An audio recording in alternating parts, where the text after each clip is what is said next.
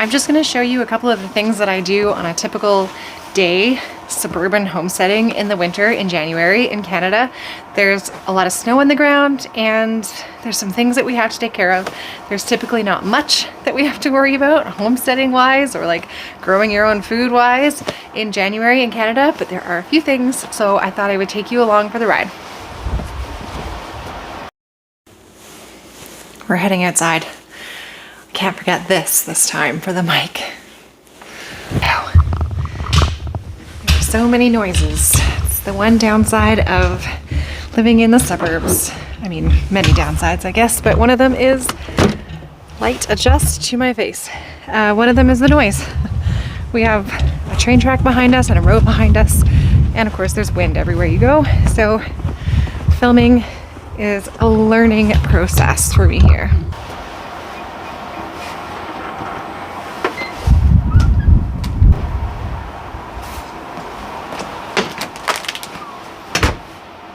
Our chicken run has a nice transparent cover over it in the wintertime, which is great. It's like a greenhouse in there. It's really nice and cozy, except it gets covered in snow.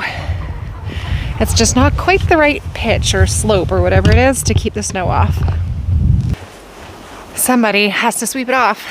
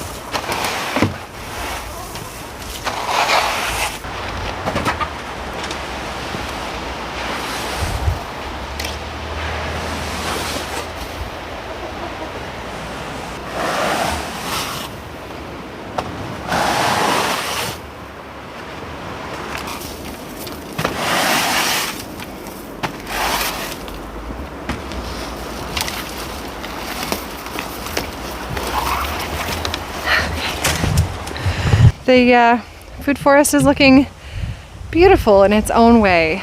You have to look at gardens a little bit differently this time of year. Oh, my little tunnel collapsed over here again. I didn't have enough plastic, so I had to use little bits and bobs of plastic. This is what happens when you try to make do with what you got sometimes. Sometimes it's a little crummier. Although, Kim would disagree. I have more of those clips somewhere. Probably in the shed.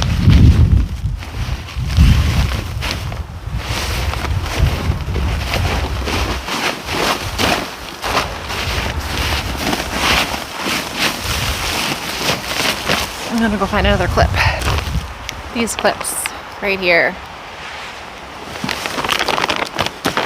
Pull the plastic onto the conduit.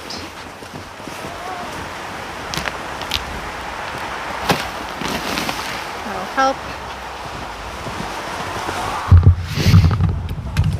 We have a couple of different beds here that still have food in them.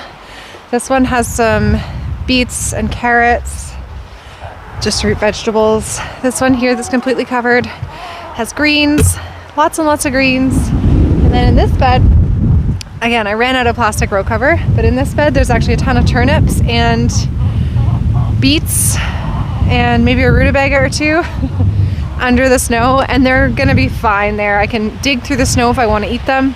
I could be harvesting them now and bringing them in and putting them in the fridge or processing them in some other way, but I'm fine chipping away icy soil to get at the root vegetables that I need. We'll just check in on our winter sowing here. Nothing's happening, obviously. Winter sowing doesn't do much for you until the spring anyway, but maybe I'll just dump a little snow on here. I've been keeping the lid on just to keep out excess snow because I don't want things to drown in here if we get a huge thaw one day and I'm not paying attention and it's just like inches of water. I don't want it to rot out my seeds. I don't think it's likely, but either way, I'm just keeping the lid on for the most part. And if you don't know what winter sowing is, check out this YouTube video. You can skip to the end if you want, and that's where I talk a bit about winter sowing as an alternative for seed starting. One more garden I have to look in. We're having a stir fry tonight with our freshly harvested lion's mane mushrooms that have been marinated, and I need to get something to put with them.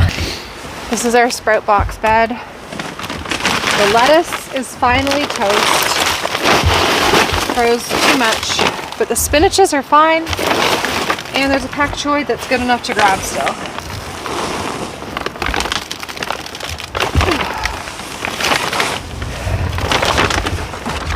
It's frozen, but it's still good to eat.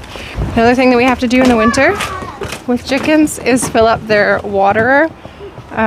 We have a heated base in the chicken run that we keep their water on. Yep. The bucket was buried right here. Yeah, it was buried in the snow. Yeah, so it doesn't freeze on us, but we don't have any outdoor water faucets available in the winter. The bucket out. We left the bucket out. Mom. Thank you. You can put it in the shed. I'm gonna fill the water up and then I'll come back out and play. You can get on the sleds. So yeah, we don't have any outdoor water source in the winter because that faucet would freeze. So we have to get buckets, fill them up, and haul them out. Luckily with our 9 chickens, I only have to do this about once a week. I'll be there in a sec. I have to fill the bucket, remember? So in we go with our snowy boots. Nice pak choi harvested for dinner. And what doesn't look so good, but will taste good, I think. Kim says it looks like yucky organ meat.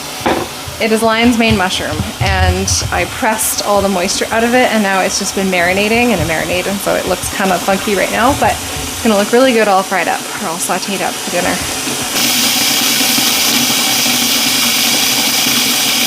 Okay, that's enough water. Oh, I need 2 hands.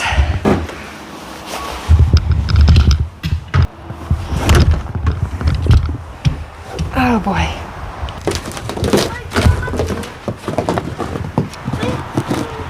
You fell? Nice to have a snowy January again. It's been a while. Oh my gosh. Falling water. The only downside to livestock, things that live outside. Hi ladies.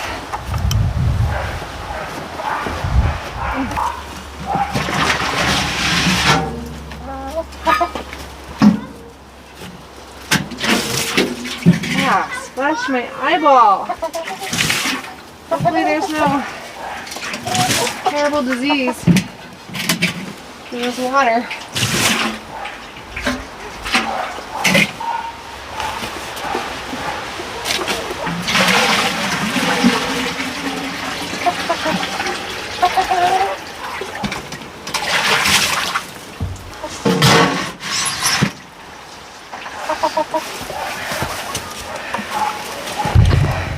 Need to get some leaves for the chicken run. I don't have any wood chips right now, but I do have a pile of leaves I've been saving in one of my compost bays, and it's getting a little bit wet in there, so I'm going to top it up with something fresh and dry.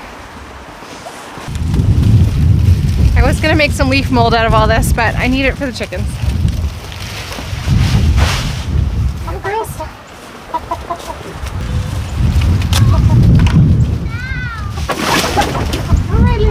Right there.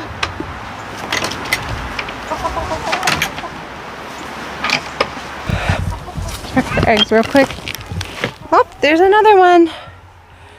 Another blue one. Should I collect it now? If I collect this now and I put it in my pocket and we're tobogganing, it's gonna get broken. But if I don't collect it now, it could freeze overnight. Beauty blue egg. I heard you scream! This is the compost bay where I was keeping some leaves. I gathered these up from my street, so I'm in the suburbs.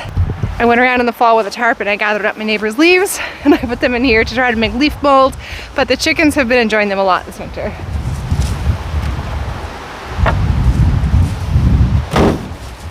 All right, chickens have food still. They've got fresh water. There's no eggs out there to freeze. And we've harvested what we need for dinner. I think now it's time to go do some more tobogganing.